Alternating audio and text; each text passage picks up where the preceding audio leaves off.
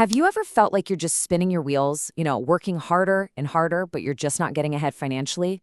Well, today we're diving into Robert Kiyosaki's Rich Dad, Poor Dad. It's a book that basically throws out the rule book on everything we've been taught about money. This is all about how to stop grinding and start building real financial freedom. Let's jump in. This one question is what the entire book is built on. It's a total mindset shift that changes everything. Seriously, think about it. Are you just trading your precious time for a paycheck?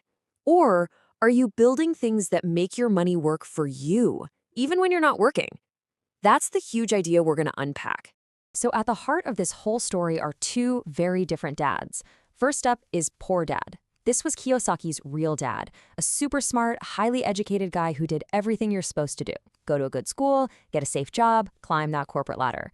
But then you have Rich Dad. This was his friend's father, an entrepreneur who taught him all the street smart rules about money that you just don't learn in school. And man, their ideas about money were polar opposites. Poor Dad's way is the one we all know, right? It's all about getting that salary, that job security. But Rich Dad's way? A complete game changer. He couldn't care less about his paycheck. He was obsessed with one thing, buying and building assets, things that would make money for him 24/7, whether he was working or not. Okay, if you only remember one single thing from our chat today, make it this. According to Kiyosaki, this is the most important rule of money, period. Just understanding the simple difference between an asset and a liability. This is the absolute foundation for building wealth. And it's so beautifully simple. An asset is anything that puts money in your pocket. That's it. Think of it like a rental property that pays you rent every month, or stocks that pay you dividends. It's money that flows to you without you having to clock in. They call it passive income. And on the flip side, of course, you've got liabilities. These are the things that are constantly taking money out of your pocket. Think of them like financial drains. Your car payment, the credit card debt, they're the things that suck your money away and make it impossible to get ahead. This chart just lays it out so clearly. On the left, you've got the moneymakers. On the right, the money takers. See, the rich spend their lives buying things from the column on the left. The poor and middle class? Well, they often end up spending their lives buying stuff from the column on the right, and they get trapped. All right, get ready, because this is probably the most controversial thing in the entire book. We're always told our house is our biggest asset, right? Well, Rich Dad says, nope. He argues that unless your house is actually making you money, like you're renting it out, it's your biggest liability. Why? Because every single month it's taking money out of your pocket for the mortgage, taxes, repairs, you name it. So what's the result of living like Poor Dad and just piling up liabilities? You end up stuck in what Kiyosaki famously calls the rat race. It's this never-ending cycle of just working to pay bills, and it is incredibly tough to escape. Let's just walk through this cycle, because it's so relatable. You work so you can earn money. But then, as you earn more, you tend to spend more, right?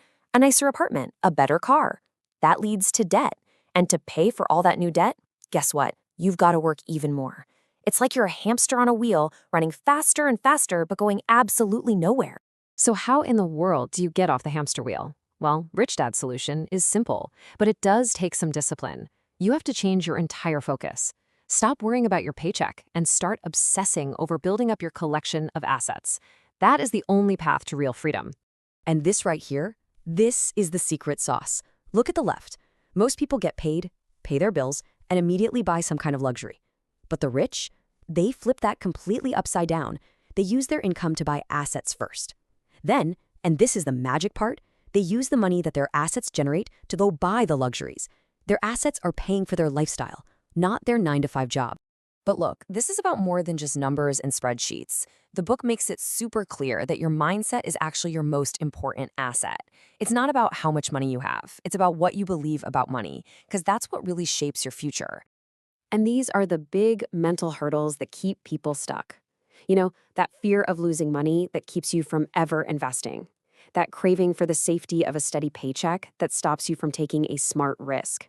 Or just not knowing enough about how money works to even spot an opportunity when it's staring you in the face. Which brings us to the most powerful asset you will ever own. It's not a stock, it's not a building, it's your mind. Investing in your financial education, in what you know, that's the key.